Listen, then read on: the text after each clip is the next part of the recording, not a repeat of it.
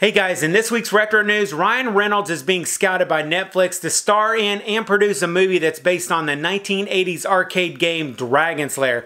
Also, WWE, they just gave out free access to stream every WrestleMania.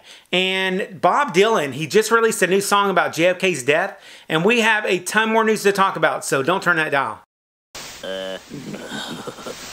To start off the retro news, Netflix is working on a prequel series of the 1975 movie One Flew Over the Cuckoo's Nest that starred Jack Nicholson.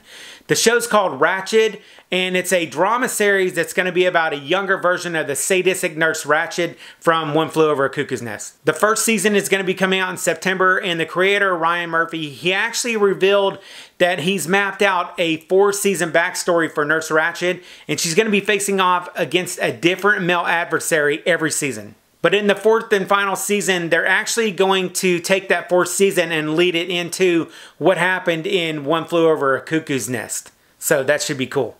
Then if you're an Ultraman fan like I am, there is a new Ultraman movie that's coming out in 2021, and it's called Shin Ultraman. But what is really cool about this new Ultraman movie is that it is actually going to be a movie adaptation of the 1966 Ultraman series. There's a picture of the new Ultraman, what he's going to look like for the film, and I like that he looks a lot like the 1966 show, but he is missing his color timer on his chest. That timer is on Ultraman's chest to show his power level, and it usually only stays on for about 3 minutes before he has to turn back into his human form. But in the original concept art for Ultraman, he didn't have a color light, and maybe that's why there wasn't one in the picture that I showed. But the movie is coming out in 2021, and that's really all the information we have on it so far.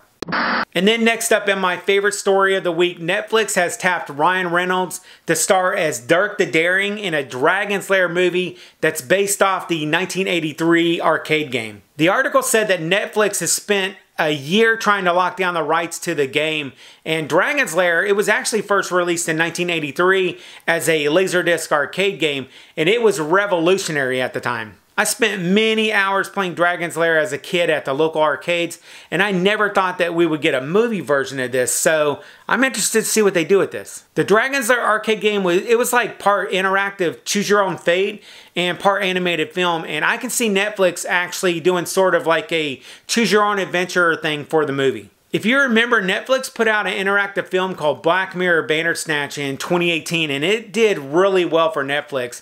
And I think that a Dragon's Lair interactive movie, it might work perfectly to combine the game style of the original arcade game and also give the fans an interesting live-action storyline. But whatever does happen, this is some cool news, and I hope Netflix is able to move forward with the movie. Then, being a fan of wrestling, I want to mention that the WWE, they are now offering free access to the WWE Network, along with free access to every past WrestleMania. And there's going to be some older and some more recent WWE events that you can get to as well. This is good timing if you want to catch up on some of those old WrestleMania events before the 2-night WrestleMania event that happens on April 4th and 5th. Then I found a really old article by Vulture.com that shows some behind-the-scenes footage of Motley Crue's Vince Neil in the movie Police Academy 6. Now, he wasn't really in the movie, but he did do some scenes with Bubba Smith Hightower, but they were cut from the film. Then there is a biopic movie called Perfect that's about Carrie Strug's gymnastic triumph at the 1996 Olympics, which is widely considered one of the most iconic moments for women in sports. She helped the U.S. team win gold, and she had a really bad ankle injury at the time, so that's pretty amazing. Also, Sean Astin posted his original audition tape for the Goonies. He was only 13 years old when he made this, and he looked really nervous in it, but he got the part. And for those retro horror fans, there is a brand new Friday the 13th Blu-ray box set that's in the works, and it's going to be coming sometime this summer. It's going to have all 12 movies along with special features, and it's going to have a bonus. That unrated Jason Goes to Hell version is going to be on it as well. But we don't have a release date yet. And then in some other news, Bob Dylan, man, he just released an almost 17-minute song about the assassination of JFK, and I'll link to that down below. Also, Spider-Man, also known as Spider-Man from the 1978 Japanese live-action show, he's getting his own action figure. If you're a Spider-Man fan, you're probably pretty familiar with the show, but it's even cooler to see that they're making a new toy for it. And for the old Atari game Missile Command, its 40th anniversary is coming this June, and there's a new mobile game. The graphics are really updated, but the game premise is pretty much the same.